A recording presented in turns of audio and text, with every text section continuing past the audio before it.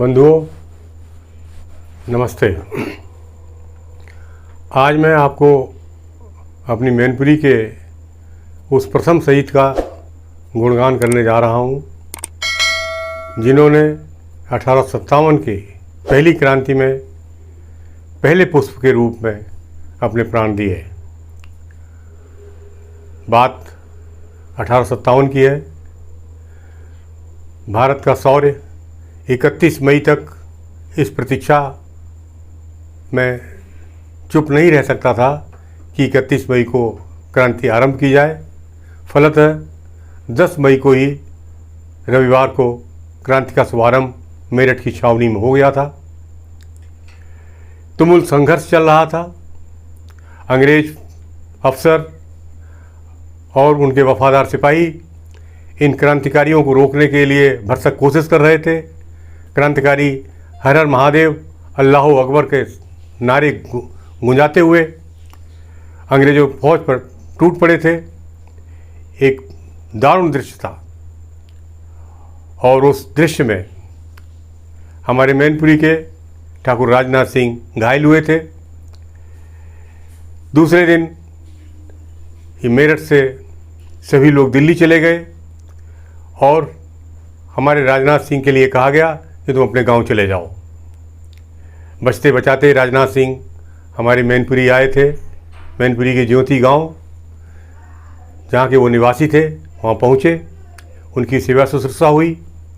ये ज्योति गांव मेरे गांव कुमरुआ के से 3 किलोमीटर दूर है। यहाँ मैंने कभी शिक्षा ली थी। इस ज्योति गांव में राजनाथ सिंह का बचपन बीता था। एक दिलेर व्यक्ति थे वो। इधर मैनपुरी में भी घटनाक्रम तेज़ी से बदल रहा था। 10 मई को मेरठ की क्रांति का समाचार आया था। इसके बाद अलीगढ़ में हुई संघर्ष का समाचार भी मैनपुरी में आया था। चारों तरफ उथल पुथल पड़ी हुई थी। अंग्रेज प्रशासन और कमिश्नर मैनपुरी आया हुआ था। कमिश्नर ने कलेक्टर से और तमाम गोरे अफसरों से ये कहा कि आप लोग मैनपुरी छोड़ दीजिए, अब सुरक्षित नहीं है। काफ़ी जद्दोजहद के बाद जब भवानी सिंह ने अंग्रेज़ों की सुरक्षा देने से अपने को मजबूर बताया, अंततः 29 तारीख की रात में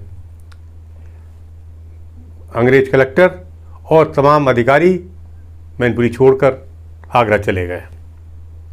मैनपुरी राजा तेज सिंह के नेतृत्व में स्वतंत्र हो गई थी 29 जून 1857 को और लगातार अप्रैल तक वो स्वतंत्र रही। फिर अप्रैल में तीनों तरफ से आई फौजों ने महाराजा तेज सिंह से संघर्ष किया।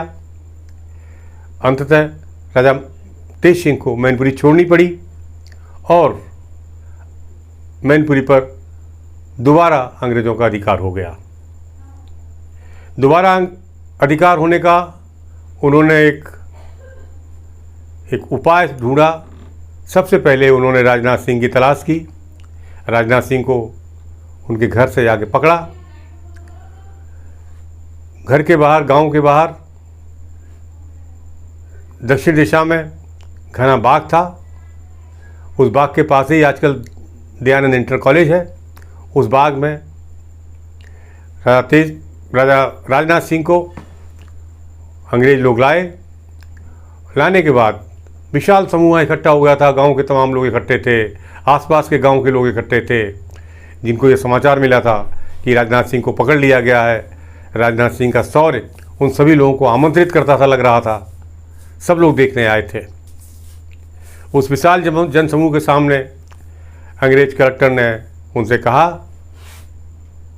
कि तुम माफ़ी मांग लो, तुम्हारे प्राण बच सकते हैं। लेकिन उस मैनपुरी के शेर ने माफ़ी मांगने से मना कर दिया।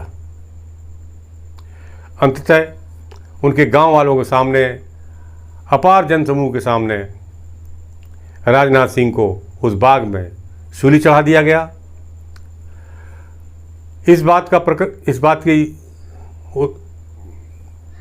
को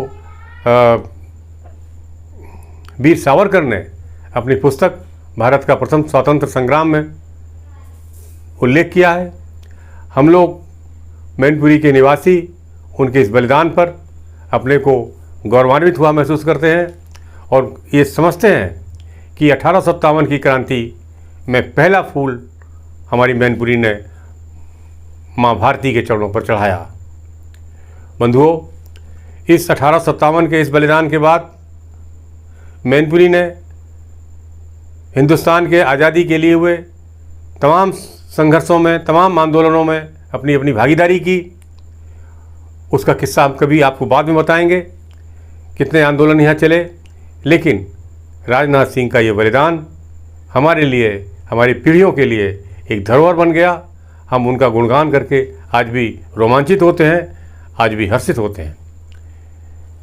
आज 1857 के इस स्मृति में हम अपनी आज़ादी के जो 1975वीं साल मना रहे हैं, इस 75वीं साल के अंतर्गत हम लोग ये कोशिश कर रहे हैं कि अपने राष्ट्र प्रेमियों को, अपने शहीदों को स्मरण करें।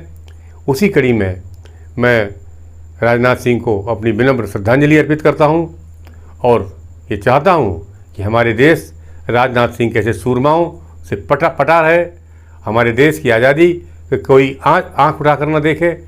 इसी संदर्भ में मैं आप सब लोगों को आमंत्रित करता हूं कि आइए